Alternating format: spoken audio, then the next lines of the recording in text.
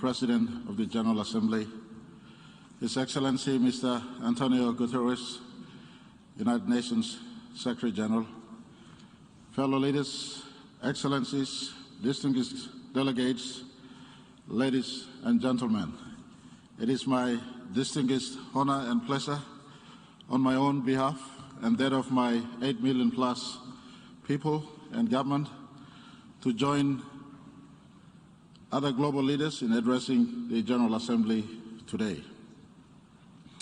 I also take this time to extend our condolences to the families in your countries, including my own country, who have lost loved ones due to COVID-19, and our get well wishes to those who are sick. I also pay tribute to the global frontline workers and service personnel who have toiled over and beyond the call of duties to care for those who are sick and vulnerable, especially our medical workers. Mr. President, this being my first attendance at this global forum, I am greatly humbled and warmly congratulate you and the government and people of the Republic of Maldives on your mandate, particularly as a small island developing state, to lead our collective work this session. This is compounded by the intensifying and worrisome global climate crisis, accelerated by biodiversity losses and other humanitarian, peace, security, and trade-related issues that poses great challenges to the way we now manage our regional and global and socio-economic affairs. Despite all these challenges, we are heartened by your foresight, commitment, and leadership under your Presidency of Hope, Vision, and TAM. We pledge our total support to you and offer our partnership during your tenureship as President of this August Forum. Mr. President, I also thank your predecessor, His Excellency Mr. Volkan Bozkır, and the delegation of Turkey for his excellent leadership and outstanding work this past year, under, of course, very challenging circumstances. We wish him and his family all the very best. I want to place on record Papua New Guinea's deep appreciation and support to our friend, the Secretary General of United Nations, His Excellency Guterres, for his continuing bold and decisive leadership of work for our United Nations in as far as the United Nations mandate and charter is concerned. Mr. Secretary General, your unanimous reappointment for another term starting next year is indeed a clear demonstration of the confidence and trust the United Nations member states, including my own country, have in your work ethics, your strong leadership, which this organization needs at this very challenging period. I thank you for your frank and sobering assessment of the challenges before us and your proposals on how we confront these challenges practically and at multilateral levels. Mr. President, I bring to you all greetings from Papua New Guinea in the blue, peaceful Pacific Ocean. The Pacific Ocean, or the blue Pacific continent, is home to marine and terrestrial biodiversity and is where the most vulnerable small island states are being exposed to the global threats of rise in sea level due to climate change and the health and the associated economic woes brought about by the COVID-19 pandemic.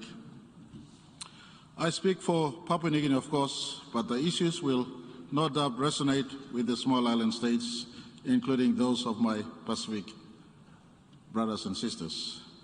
I also believe, Mr. President, that you too will have some appreciation on what these issues are, because you come from a small island state yourself. Our ocean homes and our way of life is intertwined with the coastal ecosystem in its nature by human influence. And for us, small island states, not in our making. But we are the first victims and the most affected because of our inherent vulnerabilities. Mr. President, as we convene and continue to speak on climate change in the ambiences of our 21st century, post-halls like this August United Nations Assembly, may I remind us all that little children and their families who are living in the seas of earth are living in fear and uncertainty of what their future will be like. This is because in their lifetime they have seen their arable and safe lands lost due to sea level rise and are watching as the structures that their lives are built upon slips away. It is time the big carbon emitters of planet Earth own up and apologize to small island states and all other victims of climate change. And I make this statement with no apologies.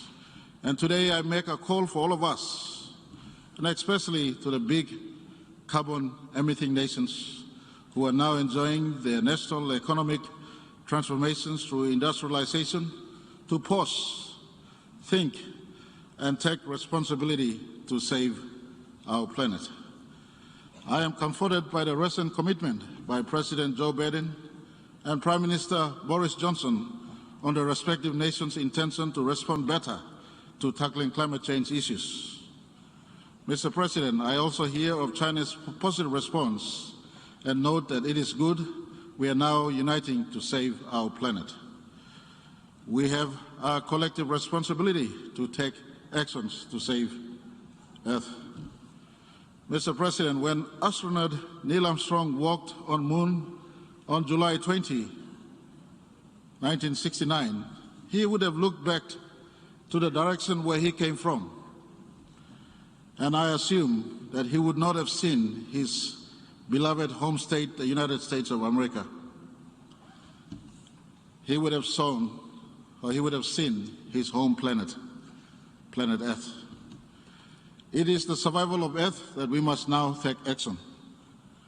I want to make this statement: enough of talk. We have to take actions commensurate to the volume of emissions from our industries. Leaders of the big carbon emitting nations must now lead the global effort in rebalancing the environmental equilibrium. It is a hard ask, but really a necessary call for leadership and champions. I point to all nations on earth to embrace the unity of humanity to save our planet, because what happens in Africa will and does affect Europe. Whatever happens in Asia will affect America, and whatever happens in the Middle East will affect those of us in the Pacific, and vice versa. We live in one planet, one atmospheric envelope, one interlinked environmental ecosystem. Hence, as one humanity, we must rise and unite to preserve our one planet, our home. To not to do so is foolishness, and we are doing so at the peril of our children and their children, if, of course, Jesus Christ doesn't come back soon. Mr. President, Papua New Guinea recognizes the need to save Earth, and we too are contributing and will contribute to preserve our Earth. God has blessed Papua New Guinea with about 13% of world's tropical rainforest and 6% of its biodiversity. These global assets we want to preserve. One lesson I have learned from the COVID-19 experience is that oxygen is number one human need. With less oxygen, and COVID-19 has shown us that, an individual suffocates and dies. Well, you ask this question: who produced the oxygen for Mother Earth? The trees, of course. If the world's rainforest reservoir were a global lung, we in Papua New Guinea have a significant proportion of this organ that keeps the world breathing. We also function as a great carbon sink. We have this significant asset for our planet. And I, as chair of the Coalition of Rainforest Nations, Papua New Guinea stands at an important crossroad. We are a net remover of the carbon from the atmosphere. The removal capacity from our forests is over 100 million tons per year. Our energy emissions at present is really around 10 million a year. Therefore, if the RED plus mechanisms delivers as it should be, Papua New Guinea can remain where every country needs to be by 2050 under the Paris Agreement, a net remover of carbon from the atmosphere. The preservation and conservation plus sustainable harvest and use of forest resources can be our commitment to you all for the upkeep of Earth, heading the red code humanity that was called by our good Secretary General Guterres. The recent Intergovernment Panel on Climate Change Sixth Assessment Report is crystal clear that human actions are the cause of the worsening climate crisis. We must take action to change this trajectory. We have long said that climate change is serious, it's a very serious existential threat to our national security and well-being. Therefore, the climate security nexus reality must and cannot continue to be denied by the Security Council, as it would be dereliction of duty to all people worldwide on the part of the Council. We welcome the increasing support of the Council on this important agenda. Mr. President, let me also welcome and commend the excellent leadership and efforts by the United Kingdom as COP26 President-designate, Italy also as the co-host of COP26, and the United Nations Secretary-General in rallying the international community to take bold decisions and practical measures necessary to deliver on the Paris Agreement commitments. I cannot overstate the urgency and the ambitious actions needed under the Paris Agreement to undo the serious damage humanity has caused to planet Earth. I will also continue to advocate strongly that responsibility must be assigned correctly, appropriately, and proportionately to the scale of damages done. Mr. President, during COP26, I will be seeking to progress a number of issues on behalf of Papua New Guinea and the wider Pacific Blue economy. We must all commit to the energy targets, deal with the land use, and advocate for the preservation of biodiversity and be more bold in climate financing commitments. These issues, which are important to Papua New Guinea and the Pacific Island Forum countries, and we will be seeking support and advocacy from developed and industrialized countries to back our domestic and regional efforts towards adaptation and mitigation through global funding assistance. I will be seeking an understanding to build a special set of criteria that is simplified to enable us to qualify for financial support for our adaptation and mitigation strategies. Mr. President, I join the previous speakers in calling on the international community to collectively meet our Paris Agreement obligations and submit individual, nationally determined contributions without delay. Papua New Guinea was amongst the first countries to submit our NDC in 2020, outlining our goal to be carbon neutral by 2050. This plan includes drafting of our NDC plans, implementation plan regulation and alignment of NDC adaptation and the National Adaptation Plan, thanks to the support we received from the United Nations Development Programme. We want to see our major carbon emitters in the industrialized nations to be very genuine and committed in their actions to fund climate change mitigation and adaptation. Our failure in that regard is a denial of that responsibility. We wish to advocate also that the 100 billion annual commitment by developed countries to the developing nations on climate financing must be considered different from official development assistance. This will allow its guidelines to be sensitive to the climate change mitigation and adoption agenda and their specific requirement.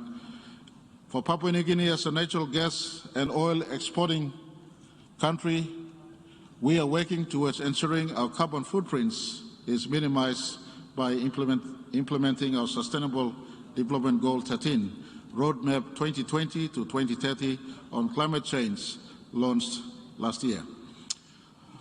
However, despite the multiple project submissions for climate financing, Mr. President, Papua New Guinea has had little or limited success in accessing these funds, except for technical assistance in developing the fiduciary framework. This is quite disappointing, Mr. President. We need to see a more practical demonstration of genuine commitments. Other forms of assistance towards climate change adaptation and mitigation must also be streamlined to lessen the increasing debt burdens in small island states to free up the required fiscal space to support the economic recovery efforts from the COVID-19 pandemic and achieve sustainable development. I further call on member states to finalize a robust and fair carbon markets under the Paris rulebook to unlock a new financing stream that better accounts for the sustainable development interests of countries like my own. This will allow us to assign our development agenda under the different but appropriate financing opportunities, as long as the guidelines are appropriate but friendly to us. Mr. President, Papua New Guinea wants to achieve both conservation and development. In forestry, we have ceased issuance of new timber permits and renewal of existing ones, and will achieve complete round log export ban by 2025. We want to move into value adding and downstream processing.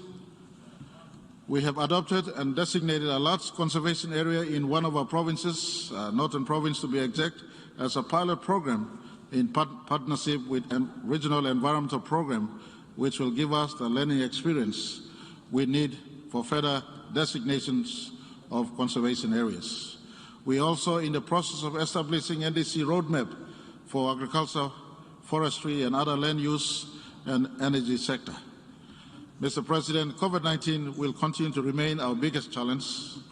Our numbers are low in terms of both confirmed cases and fatalities at the moment.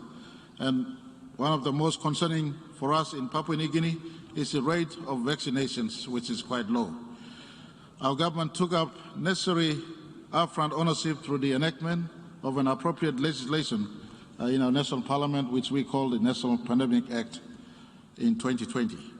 This, together with very close working partnership with our valued development partners, including our Pacific family of nations through the Pacific Humanitarian Pathway on COVID-19 program, has given us much success.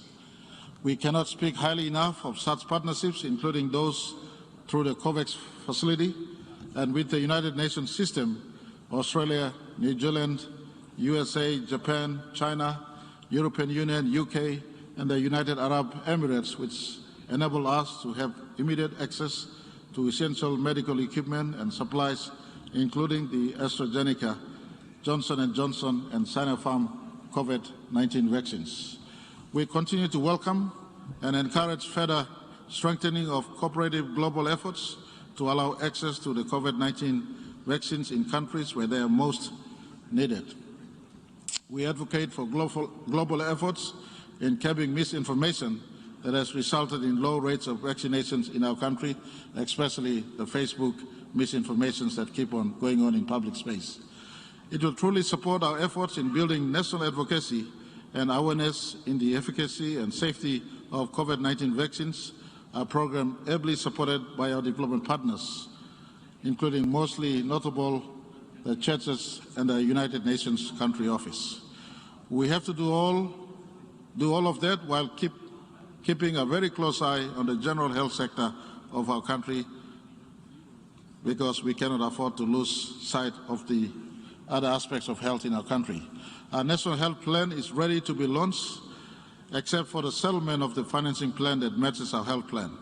It will encompass facility development, capacity building, pharmaceutical procurement, and development of primary, secondary, and tertiary healthcare, as well as building up provincial capacities and the requisite capacity building and education in as far as the health sector is concerned. Mr. President, economic management for us involves taking stock of where we were and building the right structures for re-engagement with our international partners, and ensuring that right enablers are put in place to build a sustained build and sustain a robust economy. It involves taking stock of our debt portfolios, reprioritizing our expenditures, and focusing on important reforms in the utility sector, infrastructure, education, health, and of course, our natural resources. It also involved taking a closer look at specific projects in the extractive industry and working with the proponents to see them come on stream. And for the last 2 years, the bulk of our effort was to ensure that we achieved really a fine balance between the adherence to our COVID-19 protocols and requirements, but at the same time trying to find a balance between ensuring that our economy was opened and was functioning. Our work in the transparent stocktake of our debt portfolios have resulted in attracting strong support from the World Bank, from the IMF, and has provided important platform for support from our bilateral partners like Australia and Japan, and for this we are truly very, very grateful. We acknowledge the support to us at this important time when COVID has hit us and our economy is struggling. We continue to advocate for the use of our natural resources, but the foundational tenet is that the development of these resources are to be done on the premises that all stakeholders have a shared interest in these developments. And these interests are to be fully satisfied within principles of equity and equality, where we leave no one behind, especially a country like mine, which has many different ethnicities that own a parcel of land in our country. A key area of focus is the substantive investment and development of quality economic infrastructures to link the provinces throughout my country and deliver important services to all our citizens countrywide and enhance their socio-economic opportunities. We have embarked on a very important Connect PNG program, which is trying to connect a rural Papua New Guinea together into one another, which is building and expanding key infrastructure and assets such as national roads, wharves, jetties, airports, airstrips, and punching new road corridors, and information and telecommunication network, and electricity access to the majority of our population. This is the stimulus for economic transformation of our people. This is done as required by our national constitution, and for those who might need to know, Papua New Guinea was only independent as late as 1975. And this is totally in alignment with our National 8-Point Plan, our PNG Vision 2050, our Development Strategic Plan 2010 to 2030, our Medium-Term Plan 3, 2018 to 2022, and the 2030 Agenda for Sustainable Development to better deliver socio-economic prosperity for the country. And we hope by this we would become a middle-income earning country by 2050. Mr. President, growth for PNG continues to be off at the back of our petroleum and energy and the mining sector, which contributes around 60% of our gross domestic product. We continue to advocate for these developments to take place and do as much as we can and as hard as we can to advocate for important policies in those sectors. Our policies on developments in the extractive sector has begun to be cognizant of the diminishing financing envelope from external sources such as loans and grants. At the same time, we have had to move towards better management of our national public debt. We strongly recognize the importance of generating sufficient revenue from our own domestic sources to complement external budget support for our national development priorities. As you would know, Mr. President, the General Assembly 2030 Agenda and the Addis Ababa Financing Development Framework calls for such. And it is in this spirit that my government has embarked on reviewing and reforming our legislation and policies in the resource sector to ensure appropriate levels of national content in projects and facilitate fair and equitable returns for all stakeholders with shared interests. At the same time, we continue to value and respect and uphold our partnership obligations with the private sector in our natural resource sector. And Mr. President, may I say we remain open for business and therefore welcome bona fide international investors to join us in exploring opportunities that are still available in my country. Mr. President, my country continues to enjoy partnership with important multilateral financial institutions. Let me take a moment to thank the World Bank. I thank IMF, I thank ADB, and of course our valued bilateral partners, including Australia, New Zealand, Japan, China, India, European Union, the United States, for supporting my government's development priorities. It would be remiss of me not to also acknowledge the excellent work undertaken under the leadership of the Prime Ministers of Canada and Jamaica and the United Nations Secretary General for financing for development needed particularly in developing countries to recover and build back from the COVID-19 pandemic. Our call Papua New Guinea strongly supports. Mr. President, my government has prioritized investing in the agricultural sector as an engine of economic growth and prosperity for our country. The strategic interventions are a combination of credit scheme that we've engaged upon, freight and price subsidy for our rural farmers, which has helped broaden the scope and reach the agricultural production sites in our country. This will not only help broaden the tax base and generate additional revenue the country needs for development, but also, more importantly, improve our rural communities and their livelihood and enable them to be proactive in as far as our nation building is concerned. Our largely rural-based economy is dependent on subsistence agriculture. It is my government's desire to transform the agriculture sector into a reliable, commercial and sustainable food system that will address food security and climate resilience, as well as conservation and management of our vast biodiversity. To support this, we have set targets to increase cash crop production by 30% and also increase livestock production by 30% by 2025 and develop taxation incentives for our local farmers. Additionally, this includes the formulation of an agriculture and livestock diversification plan by 2025 and our efforts to increase downstream processing by 30% in 2025 and ensure local landowners and provincial governments participate in the equity sharing and downstream business and the spin-offs that are associated with it.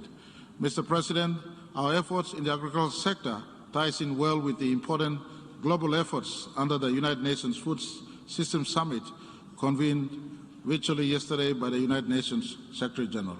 For Papua New Guinea, we have identified 5 key priority actions that forms our national pathway to transform our food systems in ways that will build a sustainable, equitable, resilient and healthier food system in our country. These details were shared in our national statement at the Food Systems Summit yesterday evening. However, I would underline that my country, with its arable and abundant land, has the potential to serve as a food basket for Asia-Pacific region and beyond, particularly at a time when food security around the world is now being threatened by the ravages of climate change, sea level rise, and the other crises.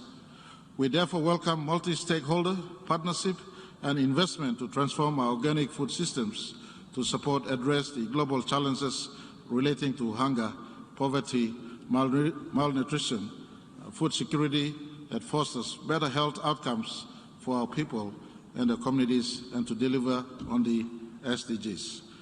Mr. President, in the energy sector, we recognize the importance of energy transition to renewable sources to move significantly away from fossil fuels and to options including hydro, solar, wind, and geothermal energy. We also have options to clean gas energy.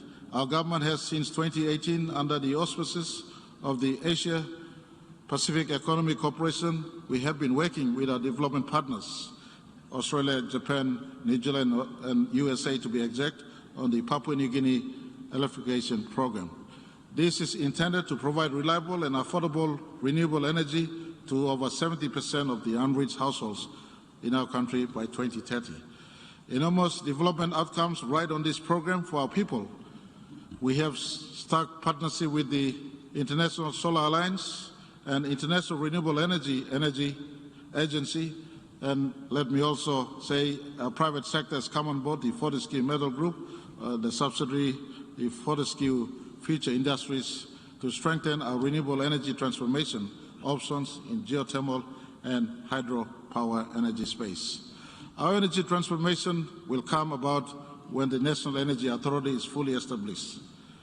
It is a very strategic act we took on early this year to separate the regulatory from the responsibilities from the generation of power, and we hope that in the not too distant future, this authority of ours will regulate the energy space to allow for facilitate more investments and developments into the different energy, especially the clean energy sources that we advocate. Mr. President, we want to recapitalize on the energy space and to ensure that clean energy becomes Papua New Guinea's main driving force. Mr. President, the virtual first ever high-level dialogue on energy convened today by yourself or the Secretary General to accelerate efforts in implementing the SDG 7 on energy-related goals and targets for sustainable development is the most timely and needed in as far as Papua New Guinea is concerned. It resonates very well with my government development priority, and we look forward to harnessing the 10-year action plan under the global roadmap to attain SDG 7 by 2030 and further explore joining an energy compact to support SDG 7 achievement by 2030, emissions by the year 2050. Mr. President, as a maritime nation with a maritime zone spanning over 2.4 million square kilometers, the ocean agenda is of immense importance to my country, and not only for the living and non-living resources, but for the value added they bring to our national assets, but also, more importantly, for our own identity and our own way of life as a people and nation of the seas. My government is also prioritizing and strengthening the management, the governance and security of our maritime zones under our National Oceans Policy 2020 to 2030, which was adopted in July 2020.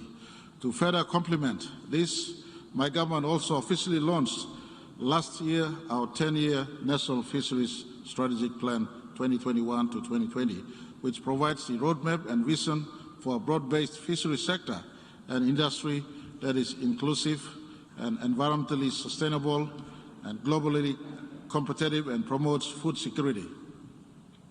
Furthermore, it addresses issues including prevention of illegal and unreported and unregulated fishing in our country and the neighboring Pacific waters. And it also talks about domestic downstream processing that enables our people as resource owners to be meaningfully involved in the economic opportunities our sea resources brings. We call on countries within our region to be responsible in that regard. Mr. President, I am pleased to say that my government adopted and launched the country's Marine Protected Areas Policy and the National Action Plan of Action for stingrays, skates and sharks in June 2021. This policy will strengthen our efforts to better protect our marine resources because we are an epicenter for global marine resource and biodiversity. We are grateful for the support from the Global Environmental Facility and UNDP as valued development partners. In doing so, this will assist us to reach the biodiversity Archie Target 11 to have 17% of our terrestrial and inland water areas and 10% of our coastal and marine areas protected, which we remain committed to. It is in this context, and also with the devastating wildfires and catastrophic climate change events around the world impacting adversely on biodiversity, that we look forward to a successful outcome of the 15th Conference of Parties of the United Nations Convention on Biological Diversity that will be staged in China next month.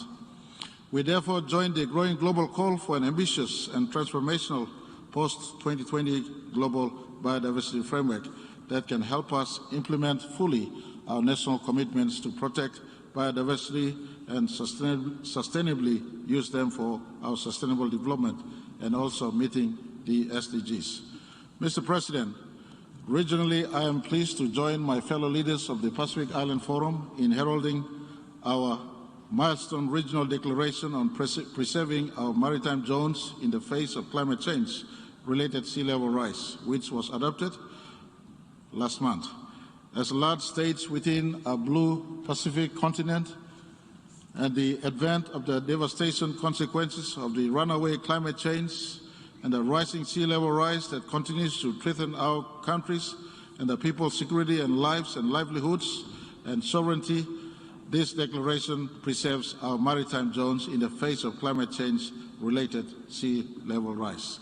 It also upholds the integrity of our long-standing commitment to the United Nations Convention on the Law of the Seas as the global legal framework within which all activities in the oceans and seas must be carried out. We therefore welcome the support of all United Nations member states and the international community to our landmark declaration. My earlier remark on climate change gives us the basis to call for those support and actions. Mr. President, in terms of peace building, my government recognizes the fundamental role the United Nations plays in supporting sustainable development and peace building. It is therefore incumbent on the United Nations to ensure that we continue to adopt the existing multilateral arrangements, including the United Nations Peace Building Architecture, the Security Council, the Peace Building Commissions, and the Secretary General's Action for Peace Initiative and the Peace Building Fund to make them relevant under evolving global circumstances to better foster and sustain global, regional, national peace and security. For us, our continuing engagements with the Peace Building Commission and the Secretary General's Peace Building Fund in recent years, and from which we have been beneficiary, further strengthens the hand of national peace and security through peace by peaceful means. This is especially true on our Bougainville Peace Agreement process for our Bougainville region and in the new initiative on peace building and sustaining peace in our two other provinces in my country. Mr. President, I am pleased to announce the Bougainville peace process continues to remain a top priority of my government. In this context, I would like to inform this August Hall that following the referendum in 2019, my government and the autonomous Bougainville government have held the second post-referendum consultation and the joint supervisory board just 3 months ago, where several very important decisions to move the peace process forward were agreed upon. This included the reaffirmation of both parties to our commitment to the Bougainville Peace Agreement, the importance of a peaceful dialogue on the way forward, guided by the country's constitutional and parliamentary processes, including the respect to the outcome of the 2019 referendum, which includes the agreement to transfer all agreed powers and a joint roadmap to guide the post-referendum process. Mr. President, there is a clear recognition by both parties that much more work remains to be done in this critical phase, and that constructive dialogue, our mutual understanding and partnership is crucial for a lasting political settlement to the autonomous region of Bougainville. And let me place on record my appreciation for United Nations in their help and leadership or assistance on the Bougainville issue that faces Papua New Guinea. My government is also realistic about the capacity challenges and successful peace building and in our efforts to sustaining peace. The continued support and partnership of the Peace Building Commission, the Secretary General's Peace Building Fund, and the wider United Nations system and other development partners will be vital to ensure dividends of peace is shared and becomes long-lasting. I do acknowledge the strong support by the United Nations in chairing the consultation process and the supporting initial engagement of a moderator for these talks to take place. I would also like to put on record our sincere appreciation to our valued bilateral and multilateral development partners, and again including Australia, European Union, Japan, China, Germany, Ireland, New Zealand, the United States, the United Kingdom, and the entire United Nations systems for their continuing commitment and support towards the Bougainville peace process and the recent initiative in the two provinces in the Highlands part of our country to look forward to a better work with all development partners on this important priority that my government is undertaking. Whilst commenting on the United Nations on the peace effort in Papua New Guinea, I would also like to recall the Pacific Island Leaders Forum decision in 2019 and the outstanding visit by United Nations Human Rights Mechanism to address the alleged human rights concerns in our regional neighborhood. This visit is very important to ensure that the greater peoples of the region have peace within their respective sovereignties and their rights and cultural dignities are fully preserved and maintained. Mr. President, we also have long recognized that our sustainable development efforts will be in vain if we do not safeguard our women and girls in their human rights and preservation of the dignity and provide them opportunities to be equal development partners for nation building. This is why my government has prioritized gender equality and empowerment opportunities with policies, laws and strategies, and we have set in place, among others, the Gender-Based Violence Strategy from 2016 to 2025 and the Family Protection Act, and provided that this demographic segment of our economy specific economic opportunities to be engaged in entrepreneurial activities to empower our women and our girls. This initiative takes into account of all our international commitments and obligations under relevant international frameworks, notably the Beijing Platform for Action. We recognize that much work remains to be done, but we are determined and committed to do what is right for our women and our girls, as our country's future prosperity and security also depends on how we treat them today and into the future. This is clearly demonstrated recently by the groundswell of support to combat and end the scourge of gender-based violence in the country. I am pleased to note that this year, my government, with the support of the parliamentarians to end gender-based violence, established by Partition Special Parliamentary Committee on Gender-Based Violence to inquire into gender-based violence in the country and propose recommendations and measures to combat and end the scourge of gender-based violences. A report of this important work has been tabled in Parliament, and we are working towards implementing it. This will complement the work done under a European Union-led and United Nations supported Spotlight initiative for ending violence against women and children, which was jointly launched when the United Nations Deputy Secretary General Ms. Amina Mohammed in March of 2020 visited Port Moresby. I really want to thank Her Excellency for this visit. It was not only a visit to the capital city, but she did step out into rural Papua New Guinea. We are also embarking on the administrative measures for quotas for women representation in our national parliament. The inadequate representation of women in parliamentarian is a continuing concern for us in Papua New Guinea.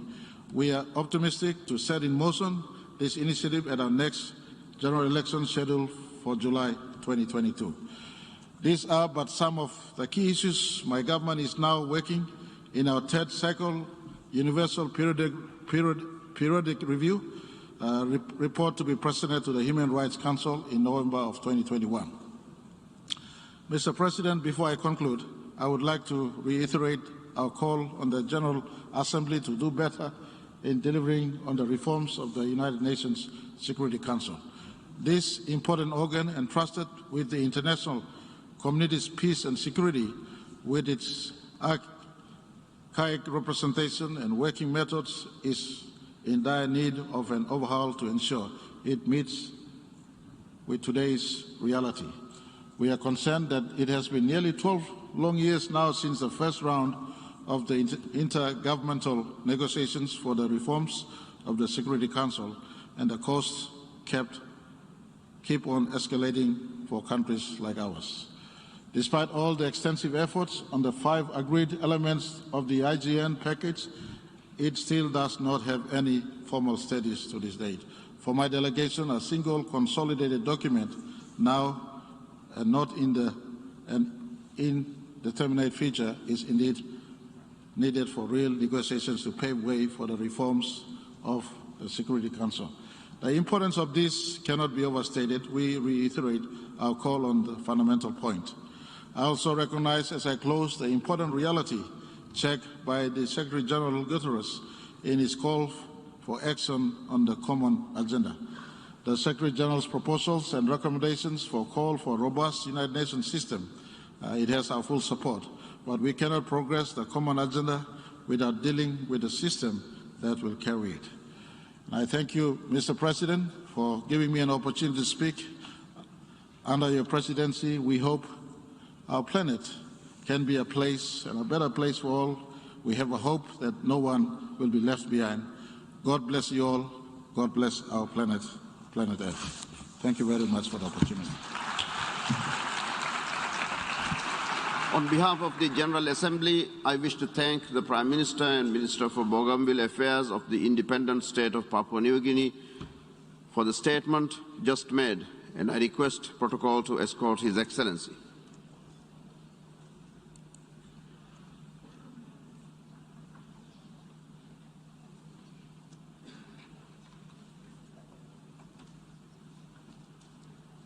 The Assembly will hear an address by His Excellency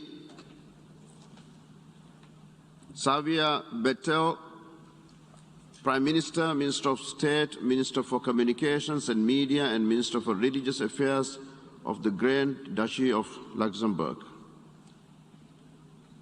May I request protocol to escort His Excellency.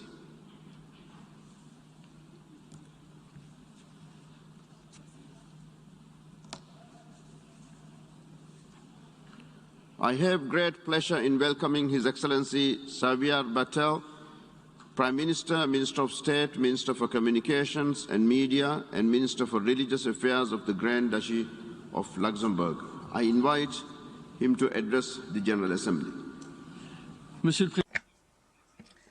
President, Excellencies, ladies and gentlemen, I must say that I'm particularly moved to be speaking to you here today. I recall that last year we all had to speak to each other through computer screens, unable to interact and be unable to react. And in my message, I expressed the hope that we would soon be able to see each other in person. We are doing that now, even if it is in hybrid mode, but we are seeing each other. We're coming closer together.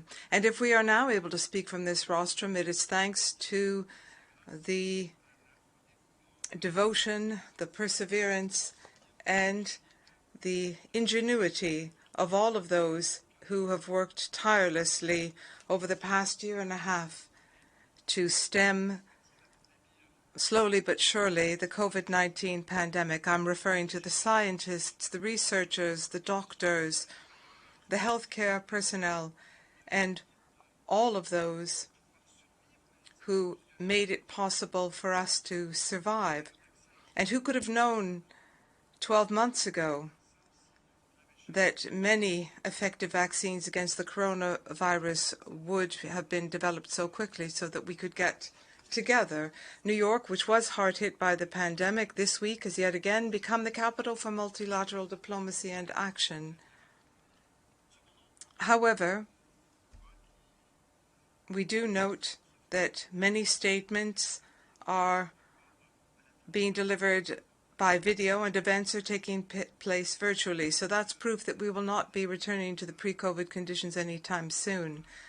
We all know full well the pandemic is dragging on and its socioeconomic impact is still being felt by all of our peoples. 4.5 million people have succumbed to the virus. 124 million people have now been plunged into extreme poverty. School children have lost more than 1.8 billion hours of in-person learning due to the pandemic.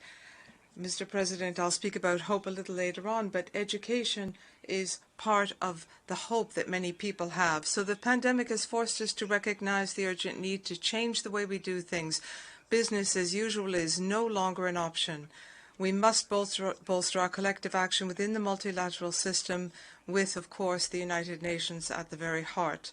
Mr. President, Luxembourg congratulates you on your election, and you can count on the support of our delegation in carrying out your very important mandate, and I thank you very much for taking the time this morning to have an exchange with me and to allow me to speak about hope, which I will address a little later on in my statement. You determined the theme for this assembly should be one of hope, and I think that's a wise choice. It's a wise choice because today we hear news that gives us countless reasons to lose hope. The pandemic is ever present. We hear the statistics as soon as we get up in the morning, how many people have gone to hospital, how many people are sick. We have ongoing crises and conflicts. I'll just mention two of them: the crisis in Afghanistan, where the takeover of the country by the Taliban is jeopardizing progress achieved in the past 20 years in terms of democratic governance and development and human rights, in particular for Afghan women and girls. And what can be said of the climate crisis? Its devastating fallout has spared no country.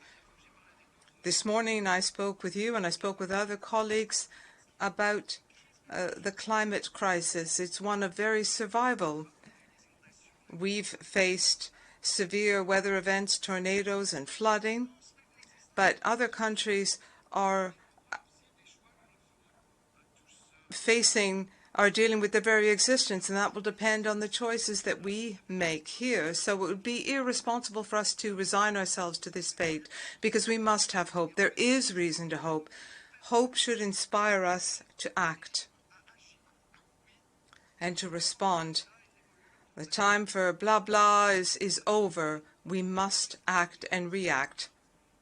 Hope springs eternal, as the saying goes, but in order to survive, we must breathe life into hope. If we don't have hope, people will stop believing in anything. We have to take concrete action which will allow for de facto solidarity, as Robert Schuman said in the Declaration on Rebuilding Europe. As political leaders, we must act together with determination to meet these global challenges together. The closure of borders, the building of walls, for example, we have to stop thinking of all of that. That's not the answer. We know that we do not have all the answers as governments. We must, in order to succeed, we must work together with private sector stakeholders, civil society, and our citizens, and in particular our youth, who are rightly worried about the decisions that we're taking today, or our non-action, if you will. They're worried about their future.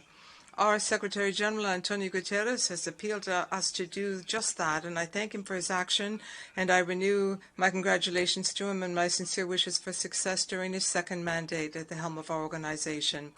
In our common agenda, he has outlined our responsibilities, and I agree with him when he says that we're at a turning point in history. My country is a founding member of the UN, and for many years we've been committed to multilateralism and to world order based on the rule of law. And today my country is prepared to respond to the Secretary General's appeal to create a more robust, more effective, more inclusive, and more networked multilateral system. This is the only way to safeguard peace and security, sustainable development in all its aspects, including health, respect for the rule of law and human rights. The pandemic has forced us to make difficult choices, to act quickly, not always certain that we had the right response to tackle such unprecedented circumstances. We have all learned on the job. We realize that certain decisions should have been taken yesterday or the day before yesterday, and we have decisions that we need to take today. We are pleased to see that the scientific community has moved forward. When I spoke earlier about this self-centeredness, this the walls that we build if every country were to keep that information just for their own country, how much we would miss in not having these changes. Of course, change is not easy, in particular if some countries around us are doing the opposite. Working with Belgium, France, and Germany, we called each other. We said, well, let's try this, let's do this, let's do that. We need to exchange. And we've been able to convince many more people to become vaccinated. We have some 75% of people over the age of 12 who are vaccinated in Luxembourg. More than 6 billion doses of the vaccine have been administered to date. That is an impressive figure. It's true, but it still falls far short. We need 11 billion doses to exceed the 70% threshold of vaccinated people worldwide in order to get beyond the most acute phase of the pandemic, because we are not yet safe from more contagious variants and mutations of the virus. They are frightening. And access to vaccines is not equal. The Secretary General has reminded us that if we do not tackle this issue now, we will never get out of it. We understand the importance of vaccine solidarity. Last year and this year, as a country, we contributed some €2 million to the COVAX mechanism for global access to COVID-19 vaccines. In July, my government decided we would share 350,000 doses of vaccine with partner developing countries in Africa and Asia. And on September 13th, the first batch was delivered. Luxembourg provided 56,000 doses of vaccine to Cape Verde, along with medical material to administer the vaccine through a European civil protection mechanism. We can still see the images in our mind when people didn't have enough ventilators. We could see these ventilators, the masks on the tarmacs of airports. We knew that we had to do something in order to get this material where it was needed. That's a very sad image to keep in our minds. We were able to buy ventilators enough so that we can share them with others. We've done so with India, Nepal, and Tunisia, and we're providing refrigerators for vaccine storage to Laos, Sudan, Burkina Faso, and Senegal. And we are continuing to provide international solidarity to combat the pandemic. Also, I had the opportunity to stress that point during the summit organized the day before yesterday by President Biden. I have every hope we'll overcome the pandemic if we work together, if we count on solidarity in science, and also if we're able to halt the spread of misinformation, which still exists, and it's fueled by social media, through social networks and through Facebook. That fuels anti-vaccine skepticism. There are many people who still have questions, who still have doubts, and we need to reassure them. We mustn't stigmatize them. We will not be able to vaccinate 100% of the people. There will always be people who do not want to be vaccinated. But for those who still have doubts, we should answer their questions and not put them in the corner. They must learn along with us. And today, in order to stem the spread of misinformation, we need to react. There's a role for the press to play. Fake news should not be leading the news media. We must have increased cooperation with other member states. And the independent panel established by the Director General of the WHO has made some useful recommendations in this area. Mr. President, 6 years ago, we concluded a historic agreement in Paris.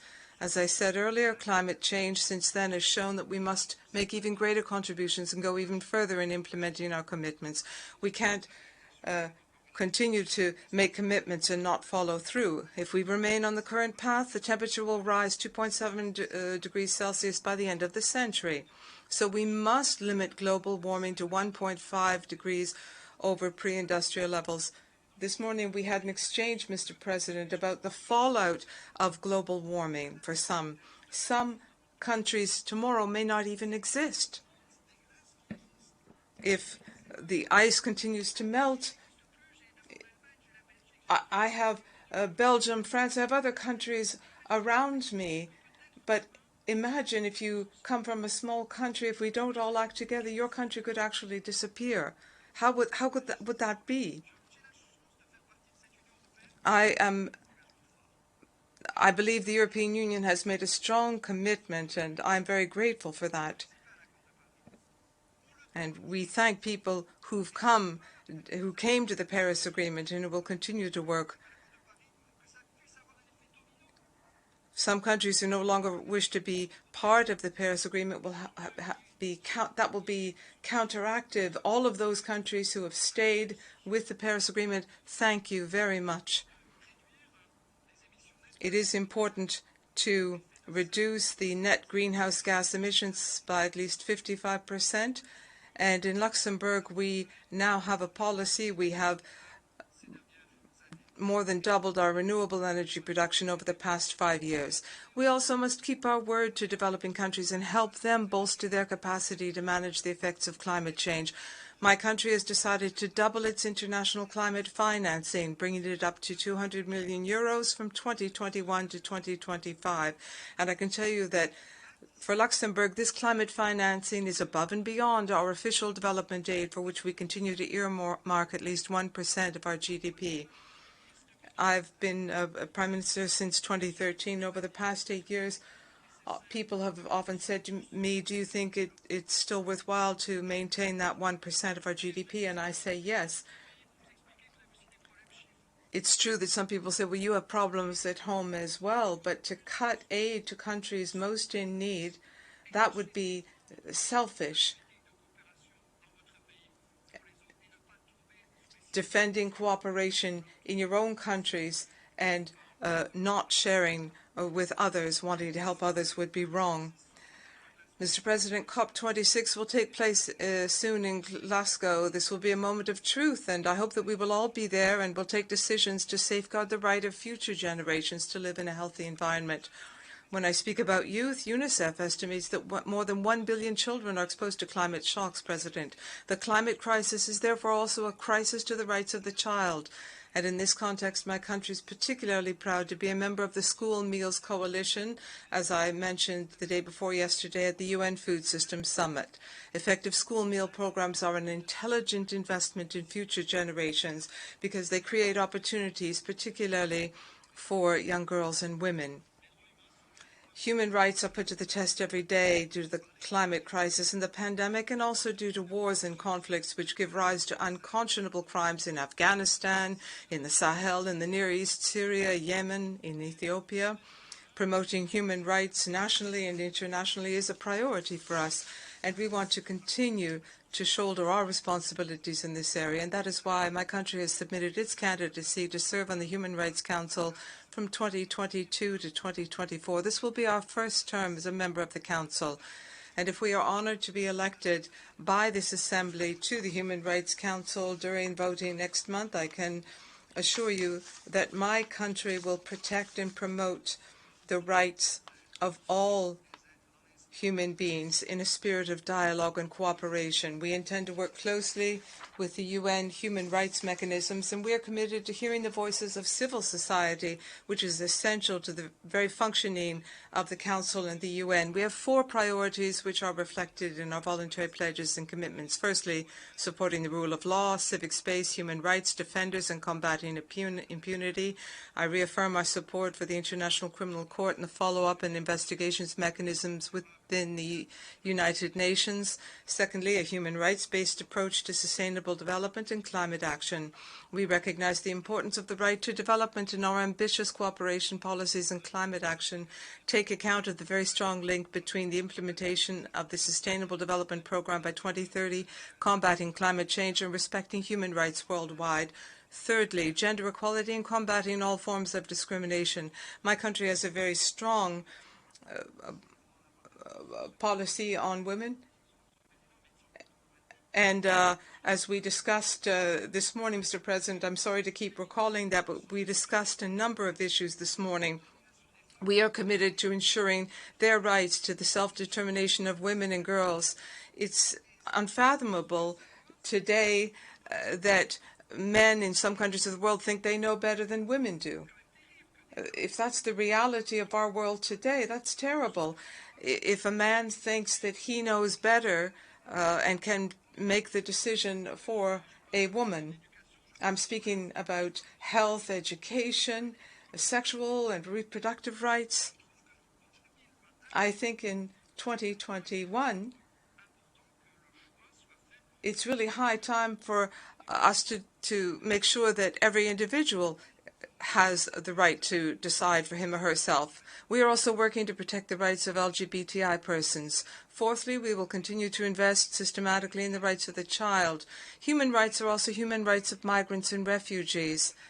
Let us think for a moment about the people who were forced to flee Afghanistan, the journalists, the human rights defenders, judges, prosecutors, teachers, all of those who, because of their activities, whom we asked to be our partners, who are now directly threatened. We cannot leave them. Let's not let them down. They were our partners. They've been our partners. And I'm very pleased that the European Union will be holding a conference on resettling vulnerable Afghans at the request of Luxembourg primarily. That will be done in the coming months by the European Commission. We recognize that there are tensions between states, and there's a serious crisis of confidence. I'm not too reassured by hearing colleagues over the past few days. It's really up to us to create dialogue. We have to restore trust. We have to give hope to dialogue among countries and with the countries with whom we have contacts, so that we can avoid conflicts for not just future generations, but today's generation. Turning to the Secretary General's proposal to have a new contract, we are prepared to lend a helping hand to restore trust and respect for international law. And of course, we need to ensure lasting peace. We're also prepared to help reshape the United Nations to make it better able to play its pivotal role in multilateral cooperation. Change is never easy, but we must not resign ourselves to say, well, since it's too hard to do, let's do nothing. We support calls to improve the General Assembly and reform the Security Council to make it more representative, more effective, and more accountable to all member states. Mr. President, as I said, there is reason to hope. There's reason to persevere. Let's not give up. Let's act. Let's cooperate to overcome the challenges facing humanity. You know, I've never known war. I've never seen conflict. I'm part of that generation. On my continent, other individuals have not been so lucky. And we owe it to those who have given their lives defending values. There's an American cemetery full of American soldiers who didn't even know where Luxembourg is, but they died so that I could live in democracy today. We need to find solutions together today. We should not relive the past. We owe it to everyone. When I speak about hope today in 2021, hope is not the same for everyone. In some countries, some young people just hope to survive.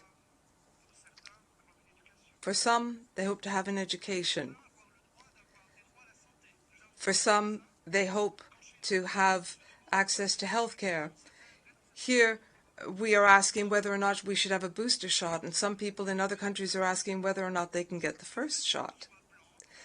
Whether one is black or white, mixed race or Asian, that should not be an obstacle to social success.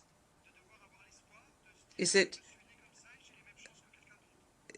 too much to say, well, this is the way I'm born, shouldn't I have the same hopes as other people do?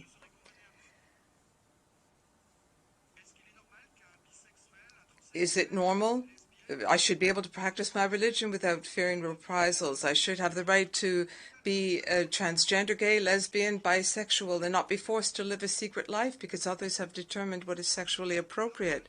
Is that too much to ask? If I'm Jewish, Muslim, Catholic, Hindu, Protestant, should I wonder whether or not I can practice my religion freely? Should I fear going into a mosque, into a church, into a synagogue?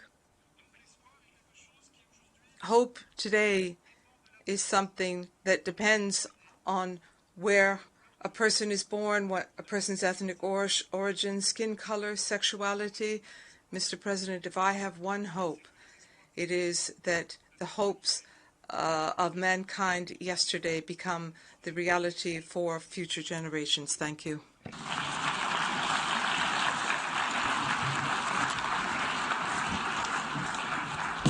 On behalf of the General Assembly, I wish to thank Prime Minister, Minister of State, Minister for Communications and Media, and Minister for Religious Affairs of the Grand Duchy of Luxembourg for the statement just made, and I request protocol to escort His Excellency.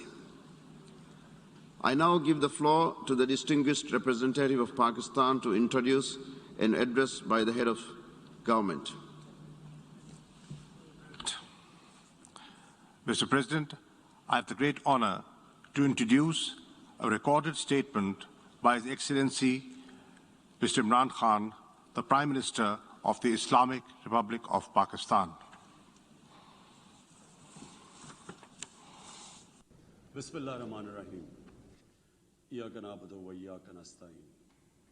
Mr. President, I congratulate you on assuming the presidency of the 76th session of the General Assembly. I also wish to express appreciation for the significant achievements of your predecessor, Volkan Bozkır, who guided the Assembly skillfully under the difficult circumstances imposed by the COVID-19 pandemic. Mr. President, the world is facing triple challenge of the COVID-19, the accompanying economic crisis, and the threats posed by climate change. The virus does not discriminate between nations and people, nor do the catastrophes imposed by uncertain weather patterns.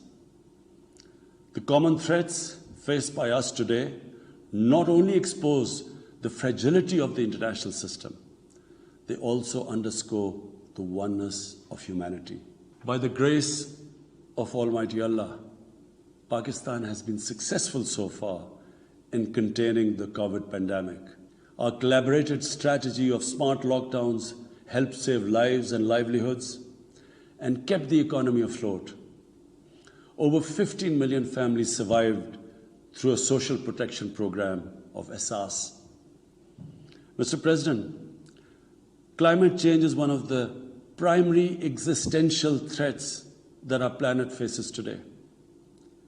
Pakistan's contribution to global emissions is negligible, yet we are among the 10 most vulnerable countries to the effects of climate change in the world. Being fully aware of our global responsibilities, we have embarked upon game-changing environmental programs, reforesting Pakistan through our 10 billion tree tsunami, preserving natural habitats, switching to renewable energy, removing pollution from our cities, and adapting to the impacts of climate change.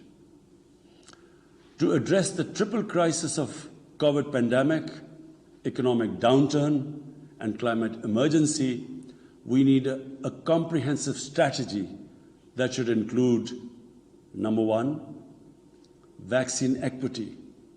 Everyone, everywhere, must be vaccinated against COVID, and as soon as possible. Two, adequate financing must be made available to developing countries. This can be ensured through comprehensive debt restructuring, expanded ODA, redistribution of unutilized SDRs, and allotment of a greater proportion of SDRs to developing countries. And finally, provision of climate finance.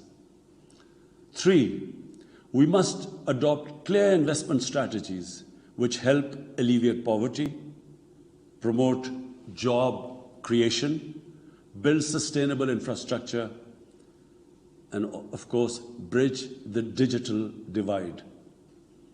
I propose that the Secretary General convene an SDG summit in 2025 to review and accelerate implementation of Sustainable Development Goals. Mr. President, because of the plunder of the developing world by their corrupt ruling elites, the gap between the rich and the poor countries is increasing at an alarming speed. Through this platform, I've been drawing the world's attention towards the scourge of illicit financial flows from developing countries.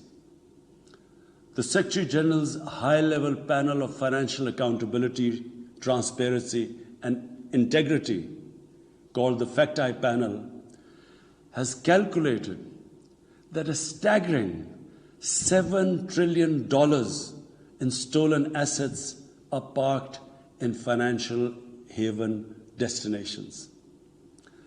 This organized theft and illegal transfer of assets has profound consequences for the developing nations. It depletes their already meager resources, accentuates the levels of poverty, especially when laundered money puts pressure on the currency and leads to its devaluation.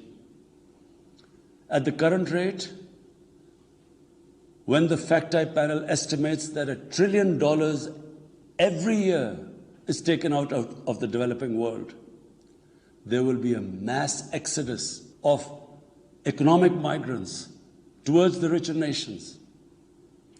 What the East India Company did to India, the crooked ruling elites are doing to the developing world, plundering the wealth and transferring it to Western capitals and offshore tax havens. And Mr. President, retrieving the stolen assets from the developed countries is impossible for poor nations. The rich countries have no incentives or compulsion to return this ill-gotten wealth.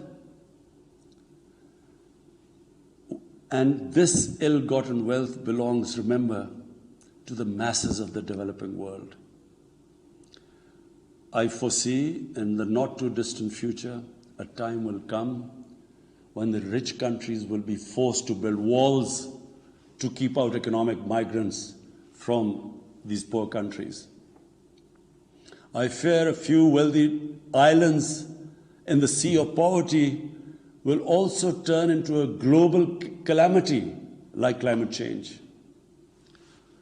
The General Assembly must take steps meaningfully to address this deeply disturbing and morally repugnant situation, naming and shaming the haven destinations and developing a comprehensive legal framework to halt and reverse the illicit financial flows are most critical actions to stop this great economic injustice. And at a minimum, the recommendations of the Secretary General's FACT-I panel should be fully implemented. Mr. President, Islamophobia is another pernicious phenomenon that we all need to collectively combat. In the aftermath of the 9/11 terrorist attacks, terrorism has been associated with Islam by some quarters. This has increased the tendency of right-wing, xenophobic and violent nationalists, extremists and terrorist groups to target Muslims. The UN Global Counterterrorism Strategy has recognized these emerging threats.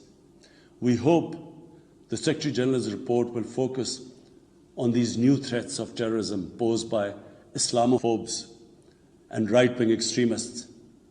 I call on the Secretary General to convene a global dialogue on countering the rise of Islamophobia. Our parallel efforts at the same time should be to promote interfaith harmony and they should continue. Mr. President, the worst and most pervasive form of Islamophobia now rules India.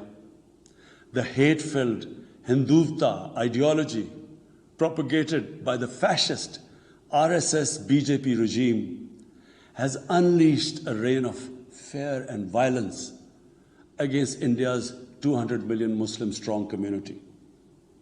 Mob lynching by cow vigilantes, frequent pogroms such as the one in New Delhi last year, discriminatory citizenship laws to purge India of Muslims, and a campaign to destroy mosques across India and obliterate its Muslim heritage and history are all part of this criminal enterprise. New Delhi has also embarked on what it ominously calls the final solution for Jammu and Kashmir dispute. It has undertaken a series of illegal and unilateral measures in occupied Jammu and Kashmir since 5th August 2019. It has unleashed a reign of terror by an occupation force of 900,000. It has jailed senior Kashmiri leadership, imposed a clampdown on media and internet, violently suppressed peaceful protest, abducted 13,000 young Kashmiris and tortured hundreds of them. It has extrajudicially killed hundreds of innocent Kashmiris in fake encounters and imposed collective punishments by destroying entire neighborhoods and villages. We had unveiled a detailed dossier on gross and systematic violations of human rights by the Indian security forces in occupied Jammu and Kashmir. This repression is accompanied by illegal efforts to change the demographic structure of the occupied territory and transform it from a Muslim majority into a Muslim minority. Indian actions violate the resolutions of the United Nations Security Council on Jammu and Kashmir.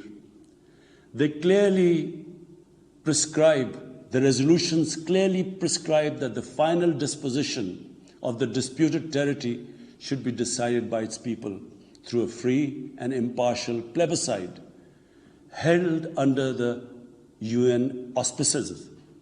India's action in occupied Jammu and Kashmir also violate international human rights and humanitarian laws, including the 4th Geneva Convention, and amount to war crimes and crimes against humanity.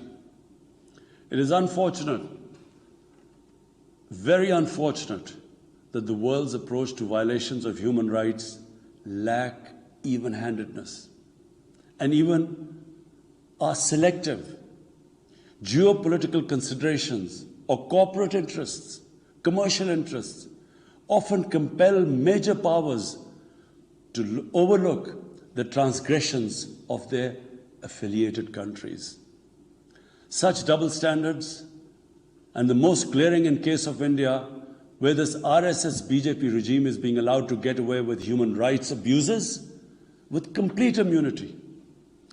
The most recent example of Indian barbarity was the forcible snatching of the mortal remains of the great Kashmiri leader, Sayyid Ali Shah Gilani, from his family, denying him a proper Islamic funeral and burial in accordance with his wishes and the Muslim tradition. Devoid of any legal or moral sanction, this action has been against the basic norms of human decency. I call on this General Assembly to demand that Sayyid Gilani's mortal remains be allowed to be buried in the cemetery of martyrs with the appropriate Islamic rites. Mr. President, Pakistan desires peace with India as with all its neighbors. But sustainable peace in South Asia is contingent upon resolution of the Jammu and Kashmir dispute in accordance with the relevant United Nations Security Council resolutions and the wishes of the Kashmiri people. Last February, we reaffirmed the 2003 ceasefire understanding along the line of control. The hope was that it would lead to a rethink of the strategy in Delhi.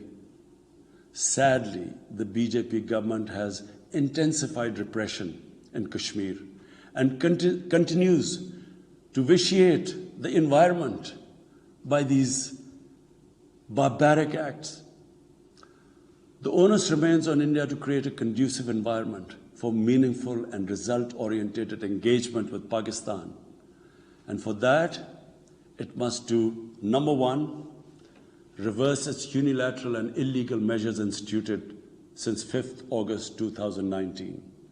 Secondly, stop its oppression and human rights violations against the people of Kashmir.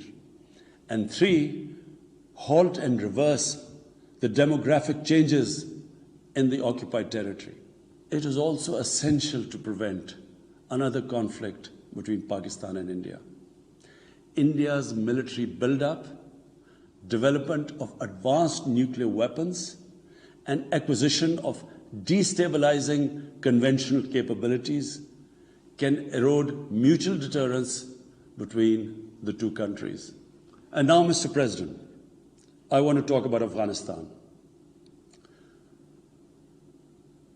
The current situation in Afghanistan, for some reason, Pakistan has been blamed for the turn of events by politicians in the United States and some politicians in Europe. From this platform, I want them all to know the country that suffered the most, apart from Afghanistan, was Pakistan when we joined the US war on terror after 9/11. 80,000 Pakistanis died. $150 billion was lost to our economy. There were three. Pakistan was a frontline state in fighting against the occupation of Afghanistan. Pakistan and the United States trained mujahideen groups to fight for the liberation of Afghanistan. Amongst those mujahideen groups were Al-Qaeda, were various groups from all over the world. They were mujahideen, Afghan mujahideen. These were considered heroes. President Ronald Reagan invited them to White House in 1983. And according to news items, he compared them to the founding fathers of the United States. They were heroes. Come 1989, the Soviets leave. So do the Americans, abandon Afghanistan. Pakistan was left with 5 million Afghan refugees. We were left with sectarian militant groups which never existed before. But the worst cut of it was that a year later, Pakistan was sanctioned by the US. We felt used. Fast forward 9/11, Pakistan is needed again by the US because now their US-led coalition is now invading Afghanistan, and it could not happen without Pakistan providing all the logistical support. What happened after that? The same mujahideen that we had trained that fighting foreign occupation was a sacred duty, a holy war or jihad, they turned against us. We were called collaborators. They declared jihad on us. Then all along the tribal belt bordering Afghanistan, the Pakistan semi-autonomous tribal belt, where no Pakistan army had been since our independence, they had strong sympathies with the Taliban, Afghan Taliban, not because of their religious ideology, but because of Pashtun nationalism, which is very strong. Then there were 3 million Afghan refugees still in Pakistan, all Pashtuns, living in camps, 500,000, the biggest camp, 100,000 camps. They all had affinity and sympathies with the Afghan Taliban. So what happened? They too turned against Pakistan. For the first time, we had militant Taliban in Pakistan. And they too attacked Pakistan government. When our army went in the tribal areas for the first time in our history, whenever an army goes into civilian areas, there's collateral damage.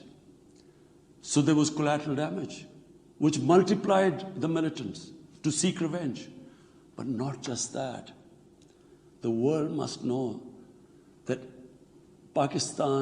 Pakistan, there were 480 drone attacks conducted by the US. 480 drone attacks. And we all know that drone attacks are not that precise. They cause more collateral damage than the militants they are targeting. So, who did the people whose relatives were being killed? Who did they seek revenge? Against Pakistan.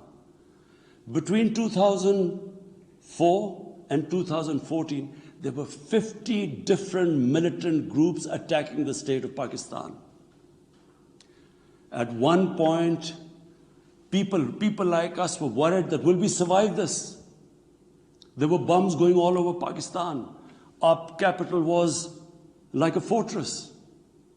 Had it not been for one of the most disciplined army in the world and one of the best intelligence agencies in the world, I think Pakistan would have gone down.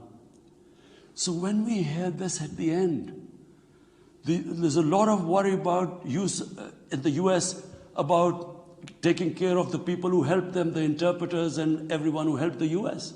What about us? The only reason we suffered so much was because we became an ally of the US, of the coalition in the war against Afghanistan, where there were attacks being conducted from Afghan soil into Pakistan. At least there should have been a word of appreciation. But rather than appreciation, imagine how we feel when we are blamed for the turn of events in Afghanistan.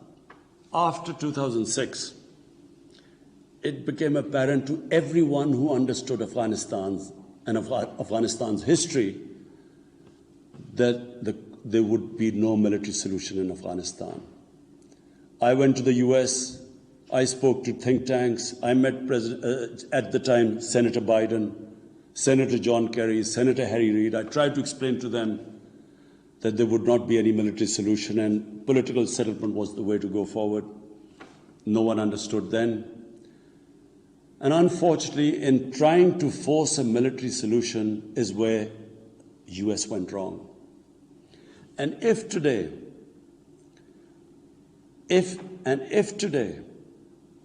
the world needs to know why the Taliban are back in power, all the world has to do is do a deep analysis of why 300,000 well-equipped Afghan army, and remember, Afghans are one of the bravest nations on earth. Why did this 300,000 Afghan army give up without a fight? The moment a deep analysis of this is done, the world would know why the Taliban are back in power, and it's not because of Pakistan. So, Mr. President, right now, the whole world community should think, what is the way ahead? There are two paths we can take. If we neglect Afghanistan right now, according to the UN, half the people of Afghanistan are already vulnerable. And by next year, almost 90% of people in Afghanistan will go below the poverty line. There's a huge humanitarian crisis looming ahead. And this will have serious repercussions, not just for the neighbors of Afghanistan, but it will have repercussions everywhere if a destabilized, a chaotic Afghanistan again becomes a safe haven for international terrorists. The reason why the US came to Afghanistan in the first place. So therefore, there is only one way to go. We must strengthen this current government, stabilize it, for the sake of the people of Afghanistan. What have the Taliban promised? They will respect human rights. They will have an inclusive government. They will not allow this soil to be used by terrorists. And they have given amnesty.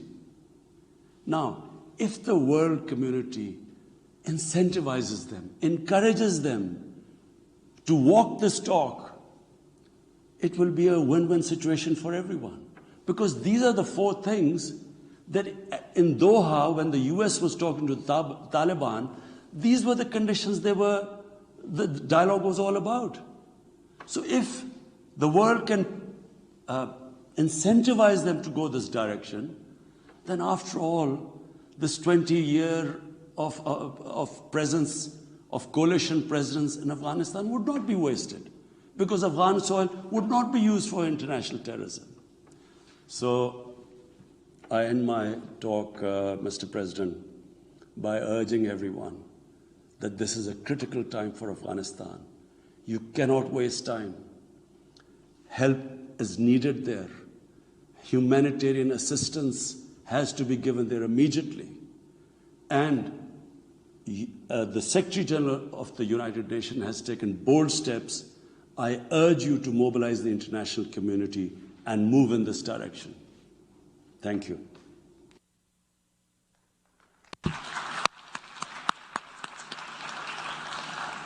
On behalf of the General Assembly, I wish to thank the Prime Minister of the Islamic Republic of Pakistan for the statement just made. The Assembly will hear an address by His Excellency Irakli Garibashvili, Prime Minister of Georgia. May I request protocol to escort His Excellency.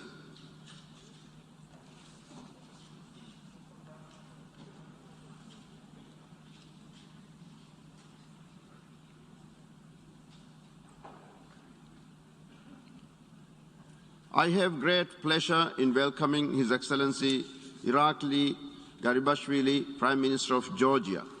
I invite him to address the General Assembly. Mr. President, Mr. Secretary General, dear colleagues, dear friends. On behalf of the Georgian people, it is an honor to speak here at the United Nations General Assembly.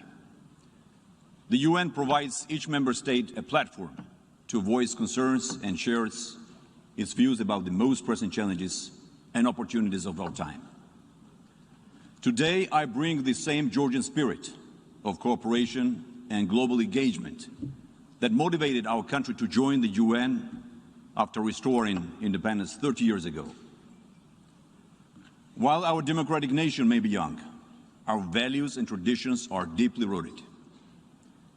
We have survived and thrived through many cycles of history over thousands of years. Our history has helped forge a tough, proud and resilient people, open to the world and finding our own way forward. Georgia is a diamond in the rough, still seeking to sharpen our edges to reveal the full potential of the nation. Situated at the crossroads of civilizations, where East meets West and North meets South, Georgia has always adjusted to meet new challenges at every turn in our past.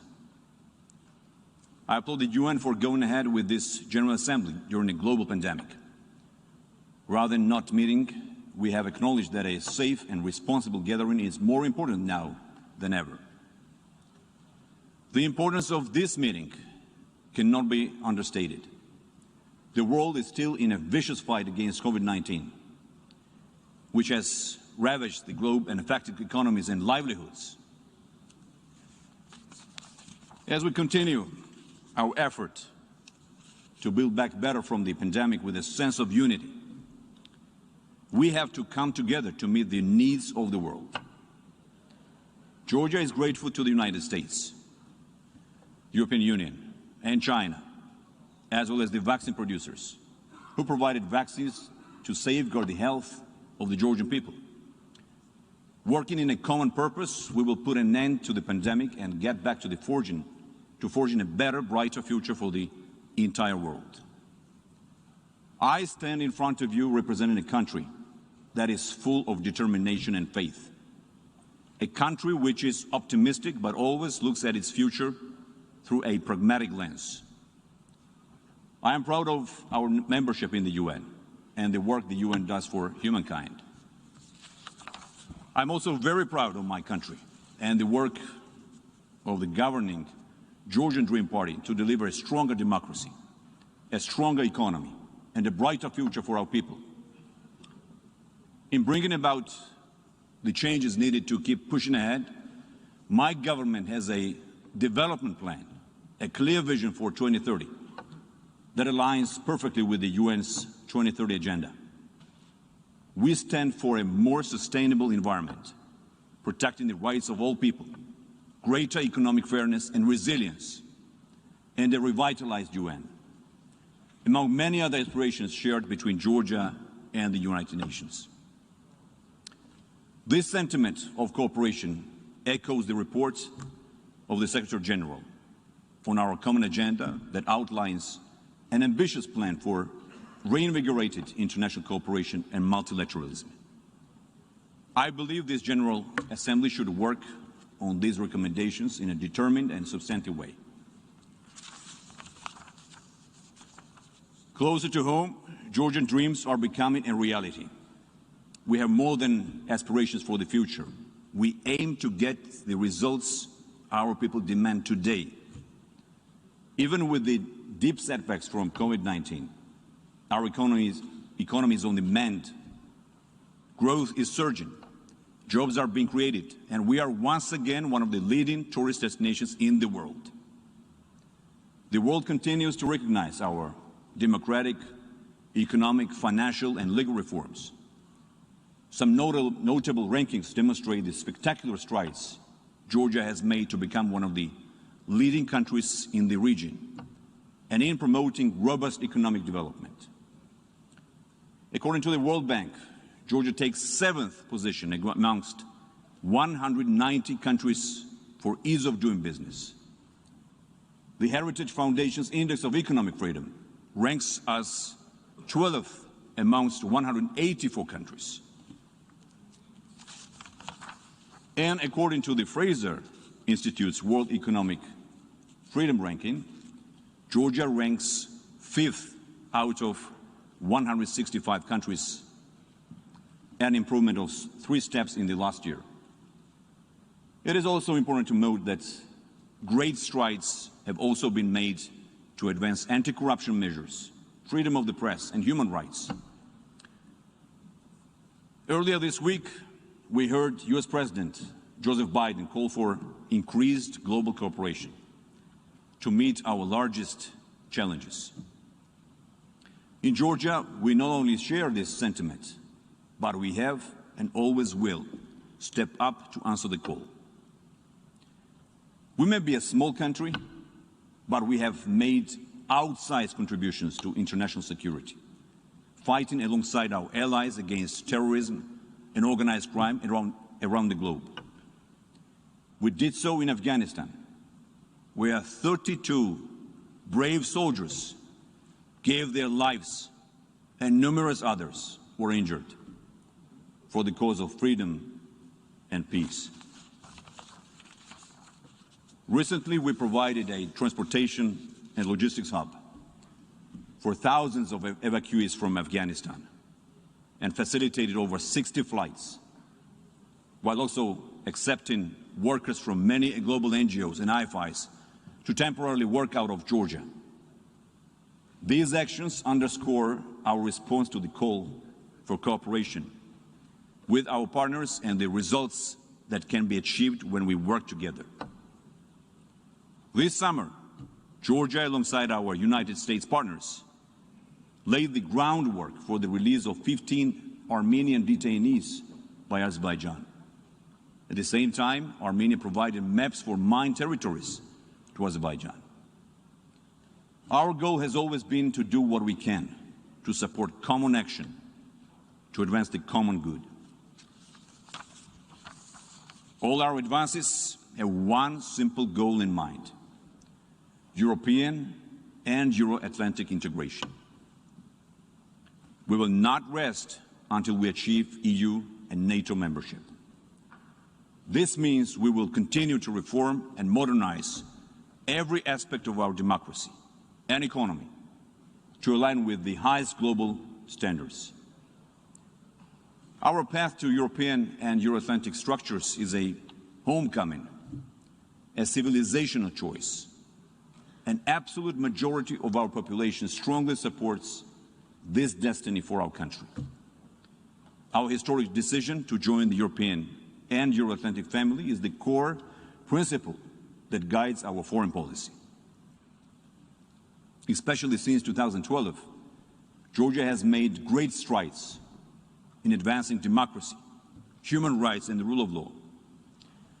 All are fundamental values we share with the European institutions. We have prepared a comprehensive action plan, packed with initiatives and reforms that will lead to our application for EU membership in 2024. For that, I would like to thank our European and international partners that have shown strong and steadfast support to Georgia for all these years. Since 2012, we have held 6 democratic elections, and each one has been declared free and fair by international election observers. In fact, in a few days' time, we will once again be holding a free, fair, and democratic nationwide municipal election. Since the last time we met in person here at the UN, democracies around the world have been under pressure, if not assault. Irrational and, I would say, dark forces have been at work, often aided and abetted by outside saboteurs. Regardless of the source, we must hold to the democratic path. Elections are often passionate and hard-fought, and feelings run high. Yet when elections are free and fair, the winners must be gracious, and those who lose must abide by the will of the people. If we cannot believe in elections, then democracy itself is in peril. So I call on everyone here today who cares for democracy, for progress, for free and fair elections, to participate with passion in your political system. And when the dust has settled, as we say, and a winner is declared, respect the will of the people, close ranks, and work to move your country forward. The challenge to democracy is not the only challenge facing us. In Georgia, we have achieved much, but of course, more remains to be done. First and foremost, we must create more jobs. At the same time, we must remain dedicated to investing in education and infrastructure, eradicating poverty, strengthening our health system, and diversifying our industrial, service, and agricultural sectors. As I have outlined, Georgia is on the move. We are on the right track. We are overcoming COVID, and we have a long-term plan in place to strengthen our democracy, economy, and society. Yet I'm reaching out to you all today to put an end to the illegal occupation of Georgian sovereign lands by Russia. Not only is Russia occupying 20% of Georgian territory, but is also actively seeking to undermine our aspirations to join the European and Euro-Atlantic family. While our commitment to be a true global citizen is unstoppable and cannot be hindered by outside forces, the very freedom we have fought so hard for is being challenged every single day. On our very own soil, in the Abkhazia and Skin Valley regions, we are observing a humanitarian crisis, and the responsibility, of course, resides only with the occupying power. This year, the European Court for Human Rights ruled its verdict and found the Russian Federation guilty of occupying and exercising effective control over 2 Georgian regions and responsible for human rights violations in Abkhazia and Skin Valley. Today, I call on the international community to act in concert to address the violations of fundamental principles of international law in the occupied territories, and with joint efforts facilitate the implementation of the EU-mediated August 2008 ceasefire agreement. Every day, Georgian land continues to be subject to, as we call it, creeping annexation and so-called borderization. This includes kidnappings, illegal detentions, unlawful restrictions on freedom of movement, and deprivation of the right to education in the native tongue, particularly in the Gali region. During COVID-19, this made the medical evacuations virtually impossible. All these actions carry an unbearable burden for those living on both sides of the razor-wired fences. This must be seen for what it is: a pre-planned ethnic cleansing to drive ethnic Georgians out. This must be stopped. In the occupied territories, we have a real humanitarian crisis, while on the other side, we have land that is being cultivated, where the younger generation have access to world-class education, top-level infrastructure, and thriving businesses. We want to see the same opportunities and prospects for development and prosperity for the young generation in the Abkhazia and Tskhinvali region. For this very reason, we developed a Step to a Better Future, a peace initiative to improve the livelihoods of people living in the Abkhazia and Tskhinvali regions. We believe that only through sustainable peace and security will our fellow citizens have a better future. It is through peace and stability that economies can start to thrive and our people prosper together. That is why I want to address our Abkhaz and Ossetian brothers and sisters and say that our true strength is in cooperation and unity, which is exactly why our foes want us divided and apart. We have a common history and are part of a common homeland, Sakartvelo. We should jointly define our common future as well. We should build our country together and peacefully turn it into a truly democratic, prosperous, and future-oriented European society. From a geopolitical perspective, the Black Sea region is growing ever more than important. The Black Sea is on the front lines of a dynamic regional chess match. It is a microcosm of conflict management. And I would say that if we can maintain peace and stability here, we can do so elsewhere. Therefore, our goal is to ensure peace and stability in the entire region. In the South Caucasus, I propose what I'm calling the Peaceful Neighborhood Initiative to promote stability in our region. This format will facilitate dialogue and confidence building and lead to the implementation of practical solutions to regional issues of common interest with our US and EU partners. Georgia stands ready to host an international gathering in Tbilisi to discuss the prospects of our Peaceful Neighborhood Initiative, involving our South Caucasian neighbors, our brothers, and international partners. Let's begin with some small steps to build trust, and then we can move toward resolving other regional and global issues together.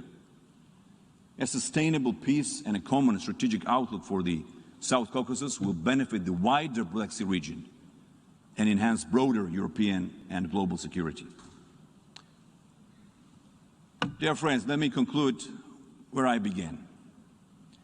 We are here today as a testament to the power of collective action.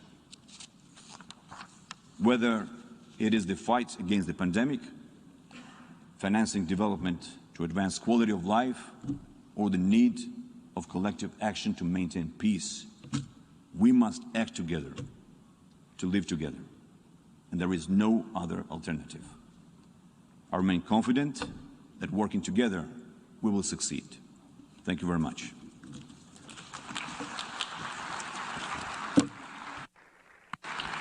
On behalf of the General Assembly, I wish to thank the Prime Minister of Georgia for the statement just made, and I request protocol to escort His Excellency. I now give the floor to the distinguished representative of Australia to introduce an address by the head of government. Thank you, Mr. President. I have the high honour and distinct privilege to introduce the statement of the Honourable Scott Morrison MP, Prime Minister of the Commonwealth of Australia. Mr. President, it is a pleasure to give Australia's national statement to the General Assembly. Here in Canberra, I'm on the ancient land of the Ngunnawal people, one of Australia's many Indigenous peoples who have cared for this continent for 60,000 years. Our First Peoples remind us that caring for country and for each other is the essence of our shared humanity. The past year has been one of extraordinary adversity, as the world has struggled and dealt with the COVID-19 pandemic, and it continues to rage. Yet it has also borne witness to humanity's remarkable resilience and creative ability to overcome problems, to deliver solutions. Each generation navigates its own destiny amidst anxiety and hope. Ours is no different. Today, I would like to speak about three of the most pressing global challenges that together we face. Challenges that shape our times. Mr. President, COVID-19 has tested the world like nothing in our lifetime. We mourn the millions lost and millions more who have suffered such terrible illness. After so much heartache and so much sorrow, there is hope now and a way forward. The development of a safe and effective vaccines, so many of them, has been one of the greatest achievements of modern times. Our collective task, though, now is to roll that out, a global vaccine rollout, the largest in world history. Here in Australia, more than 70% of our adult population has had the first dose of the vaccine, and more than half will have had 2 doses. We know vaccinations work. They lower the risk of transmission. They significantly lower the risk of hospitalisation, severe illness and death. And high vaccination rates are the pathway to taking back so much of what we have lost and to living with this virus confidently, safely, securely and prosperously. Vaccinations are the key to keeping our neighbours safe also. Australia has been helping countries across our region battle this pandemic with personal protective equipment, testing equipment, medical personnel. And now we're doing everything we can to help them with access to safe and effective vaccines. None of us are safe unless all of us are safe. So this is the most urgent priority for Indo-Pacific nations. Already we've delivered more than 3 million doses to countries across our region, and millions more doses are on their way. We've also contributed $130 million to the COVAX Advanced Market Commitment, which has delivered over 51 million doses to Southeast Asia and 1.7 million doses to our Pacific family and Timor-Leste. And we're investing more than $620 million to procure millions of vaccine doses and providing technical advice, training of health workers and cold chain support to our friends and our neighbours. Now, this includes a $100 million contribution to the Quad vaccine partnership with our good friends the United States, India and Japan. This will support a boost in production by at least 1 billion doses by the end of 2022 and provide access to vaccines and delivery support to countries across the Indo-Pacific. This is the right thing to do. It will help slow the spread of the virus and, we hope, prevent variants emerging. As well, we must prevent future pandemics, and Australia supports the calls for a stronger, more independent World Health Organization with enhanced surveillance and pandemic response powers. This should be the duty of every single member of the World Health Organization to share that ambition for a World Health Organization that can seek to protect us all in these circumstances. And we also need to accelerate efforts to identify how COVID-19 first emerged. Australia called for an independent review and sees understanding the cause of this pandemic not as a political issue, but as being essential simply to prevent the next one. We need to know so we can prevent this death and this calamity being visited upon the world again. That can be our only motivation.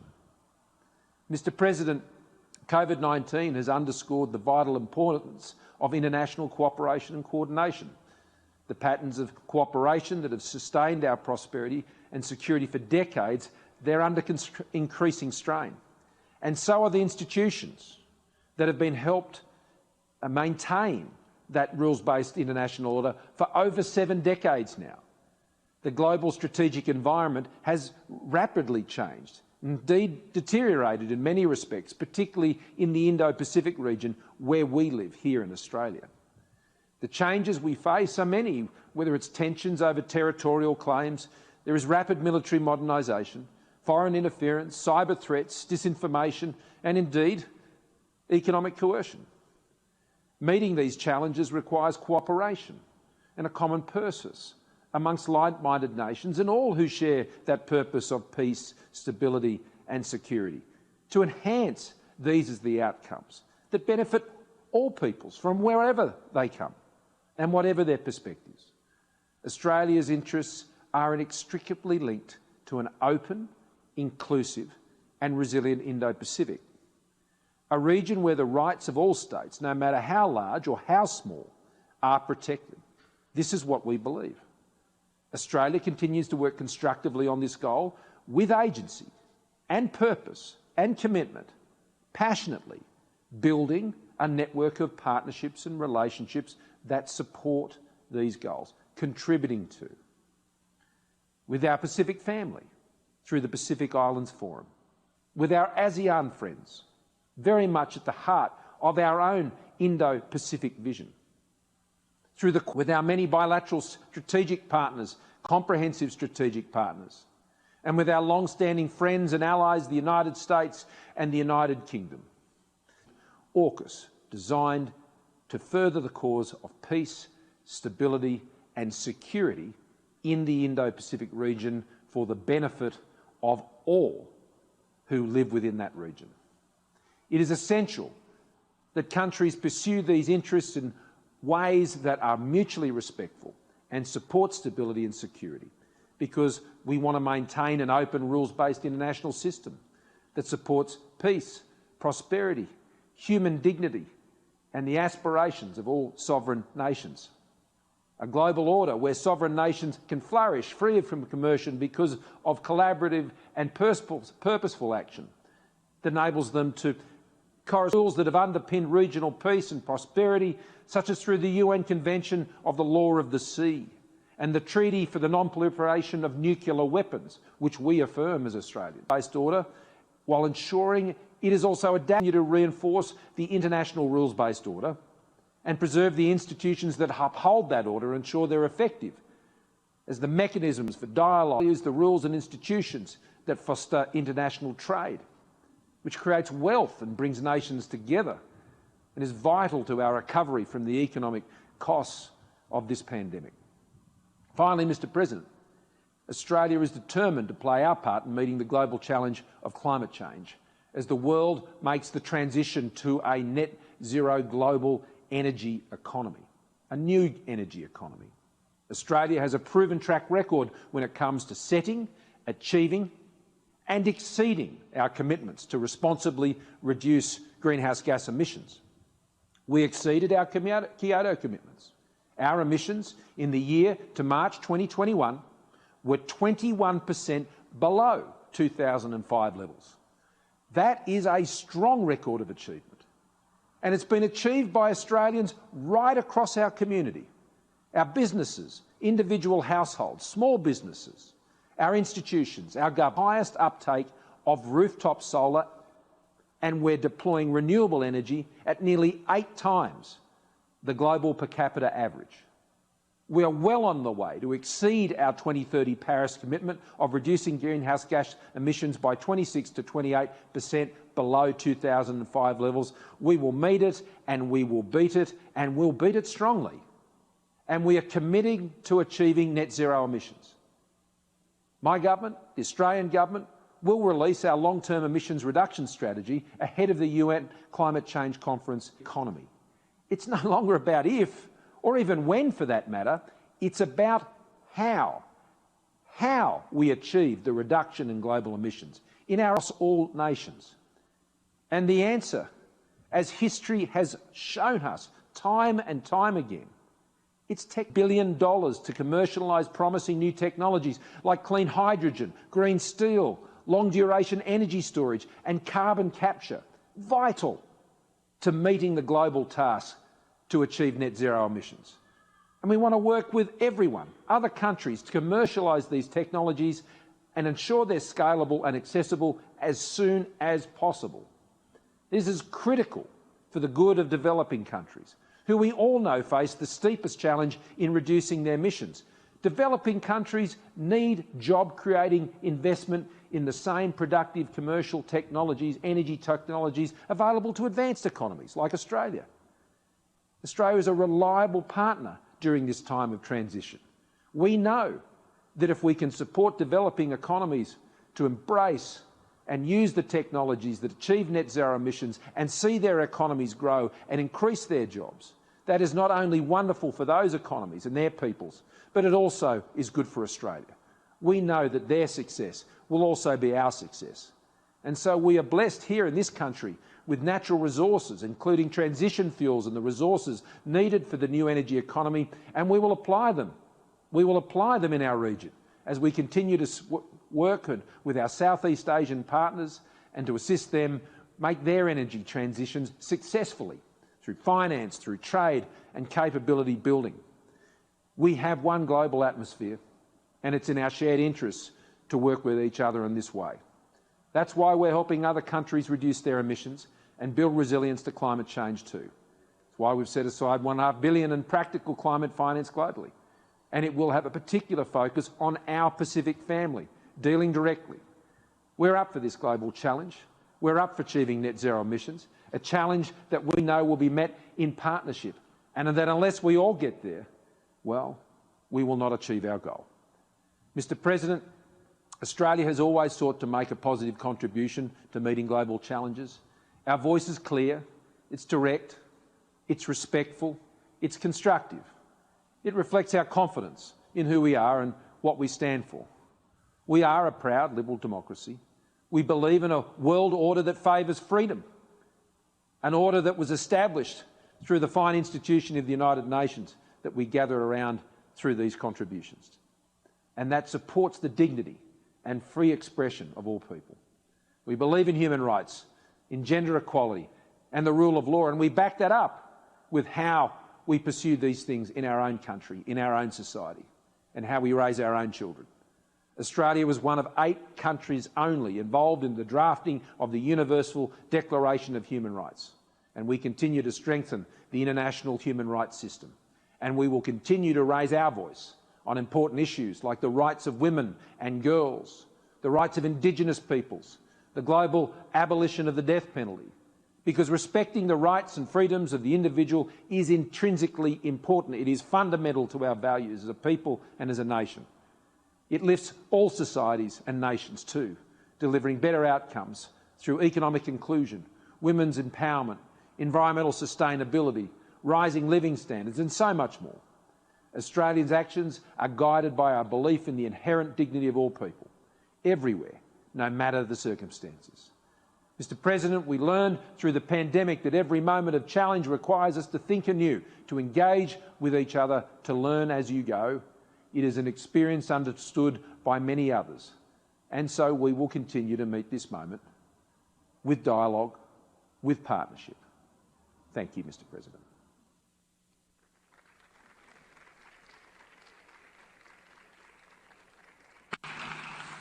On behalf of the General Assembly, I wish to thank the Prime Minister of the Commonwealth of Australia for the statement just made.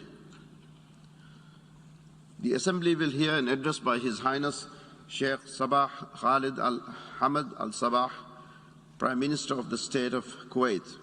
May I request protocol to escort His Excellency.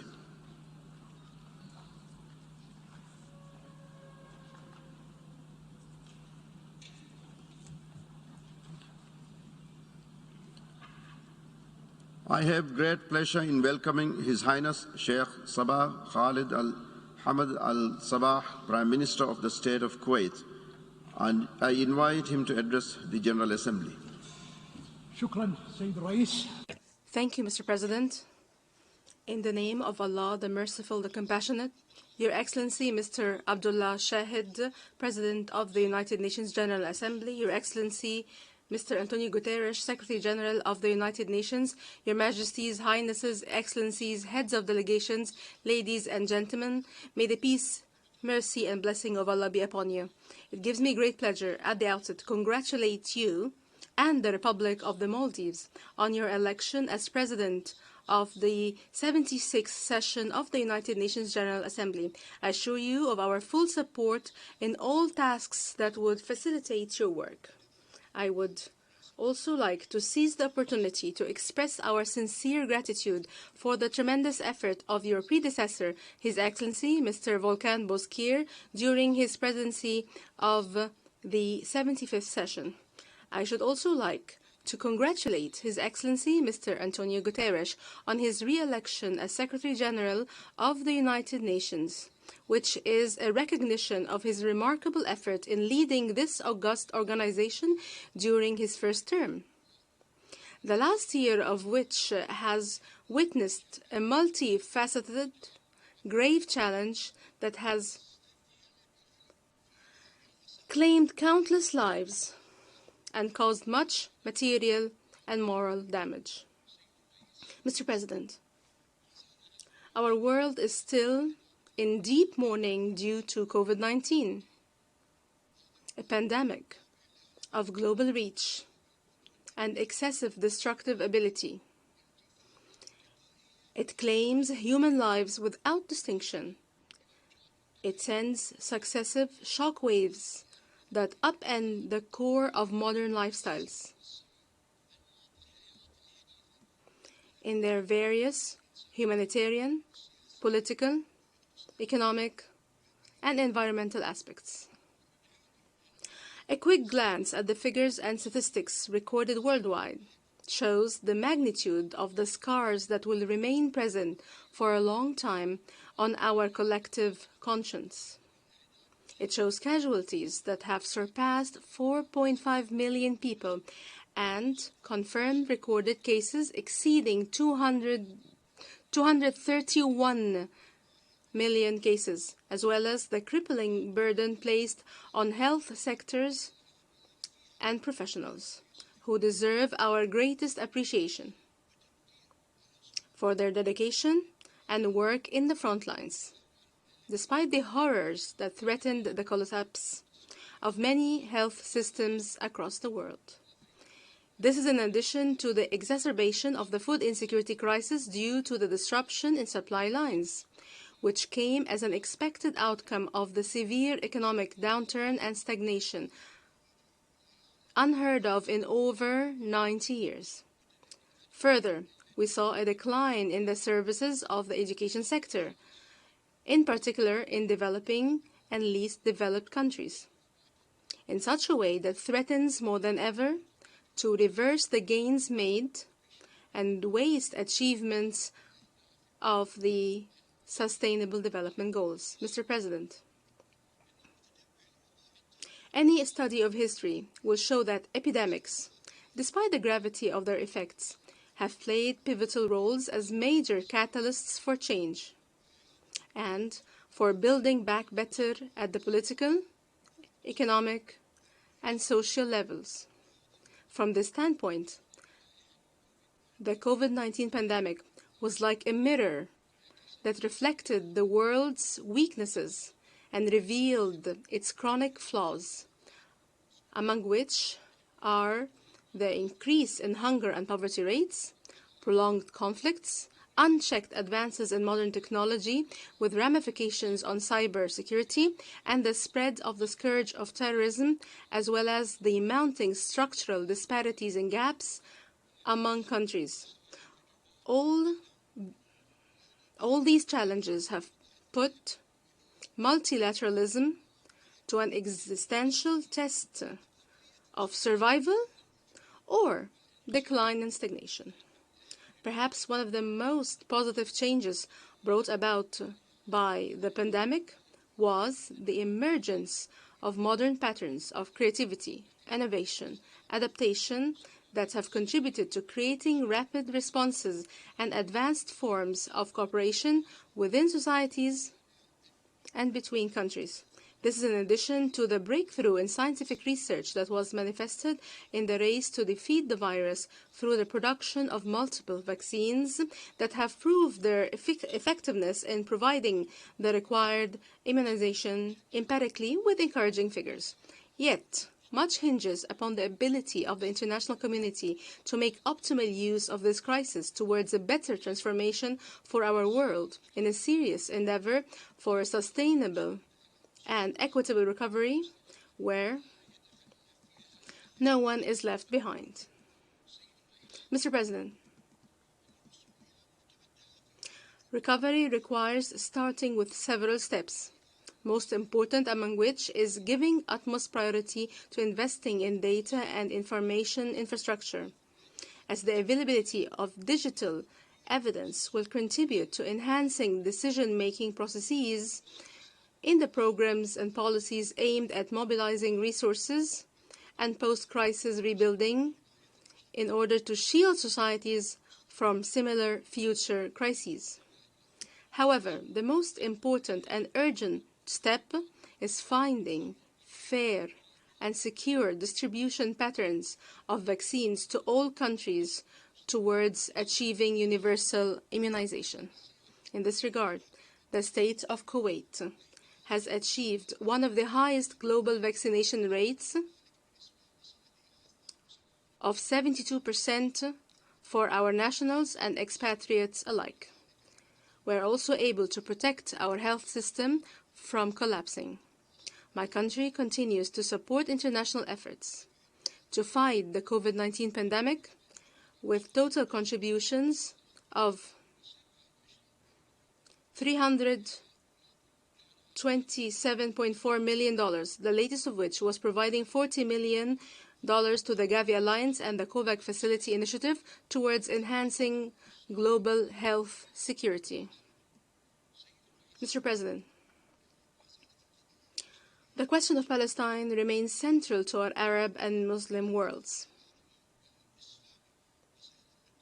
Tension and instability will continue in our region if the Palestinian people do not obtain all their legitimate political rights, and if Israel, the occupying power, continues its practices and violations of international humanitarian law. These violations include the building of settlements, confiscation of land, closure of territories, the continued blockade on Gaza, and the desecration of the sanctity of holy places. We stress the importance of continuing to exert efforts to restart the negotiations within a set time frame towards a just and comprehensive peace, according to the terms of reference of the peace process, the resolutions of international legitimacy, and the Arab Peace Initiative, with a view to ending the Israeli occupation and the establishment of an independent Palestinian state with East Jerusalem as its capital along the borders prior to the 4th of June 1967, and the return of the refugees. At the same time,